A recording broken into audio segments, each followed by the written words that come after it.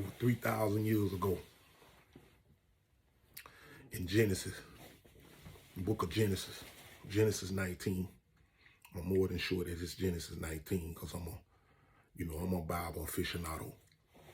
There was a city called Sodom and Gomorrah, and God destroyed these people in Sodom and Gomorrah. And those temptations still stand true today with guys, with girls. And it's not knocking people, but God destroyed this city in Sodom and Gomorrah, and it's by the roadside today, over 3,000 years ago. This was before the time of Moses. Anyhow, in the penitentiary, I saw this. This is the rudest awakening that you will ever have to face as a man coming in to see this. One morning I'm waking up, I'm going to go take a shower, and I won't call the place out because that's not important, but the message is very important. I'm getting up in the morning to go take a shower, and I hear this white guy, "No, man, please stop. Please don't do that, man." So I get to the shower.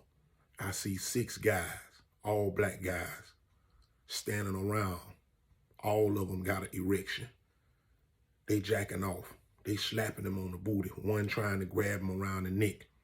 And everybody, you look back, I back off it and go back to my bed. And everybody sitting around minding their business. I seen people catch hell like that. You could be walking around the rec field and just imagine 1,300 guys. Everybody moving and grooving, going in and out of places and this and that. It's like a city within a city, right? And you see a guy laying down on the ground with another guy head between his legs, and you can see the jacket going up and down like this. He getting head in the broad daylight. You go to another place and you see like the bunks, the bed, one man on the top, one man on the bottom. This in an open bay dorm I'm speaking about. And if people not familiar with what I'm talking about, an open bay dorm is like you got like 75 to 80 guys in one dwelling. And all these beds stacked up, and they got bunk beds. We all know what bunk beds are. Imagine the guy taking a blanket and putting it under the top bunk from the side. Then he taking another blanket and go on the other side and put one from the side. Then he come back on this side, on the bottom down where his feet at, and put a blanket there. So it's like he blocking himself off from other people. And you hear this, "Oh, daddy, oh, daddy, oh, daddy, you gonna nut at me, daddy, oh, daddy, oh, it feels so good that you in prison, man." You know it ain't no girl up under there. Now these guys, you have to determine whether you want to be around these people, man. And this makes it a hard reality to be away from your people. Because these guys that I saw indulge, and again, I don't want to come on here and try to bash nobody. Again, I know when the name drop and when not the name drop. I seen a lot of these guys do that, and then their family come see them, or a girl come see them. You understand? I seen a lot of women look to these places to try to get their companionship status up because they feel like getting a man there, they getting the best of who these people are in life, in society. This is the harshest reality, because when you come in, and it's like in the open bay dorm, you got like these toilets, 1, 2, 3, 4, 5, 6, 7, 8 toilets. Then when somebody go on that last toilet down to the end, I'm painting a picture for you guys. When somebody go on that last toilet down to the end, they doing 2 things. They looking at a book and they beating their meat, or they got somebody down there. And it ain't no girl, you know that. So it's this guy. He be out on the basketball court. I'm talking about big gorilla, snatching the ball down. He crossing you up, doing all that through the legs and everything. I'm talking about swishing you. Shoot. I'm talking about he fine, but he looked like he got a little sugar in his tank. How he triding, it looked like he got a little sugar in his tank. But the dude was a double phenom. Look, this guy, he tell me this.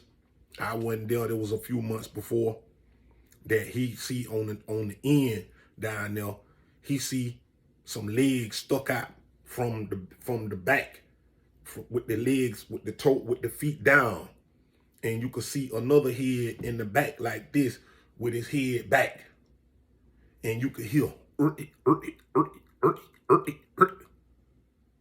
and he say he go to toilet number 7 cause he just want to see who that is. It's the guy, man, from out there taking all the rebounds down, man. He said when he look over and see this nigga with the baloney pony in his hand and say, hey, man, what you doing with that dick in your hand, man? He looked at the dick, looked back up at him, looked at the dick. Man, I'm just looking at it. You know what I'm saying? So you see that going on, and now you got to determine who these peoples are. I was in a cell with this guy, and I want to name drop this nigga, but I'm not going to do it because this is my channel, and I name drop who I want to name drop on my channel.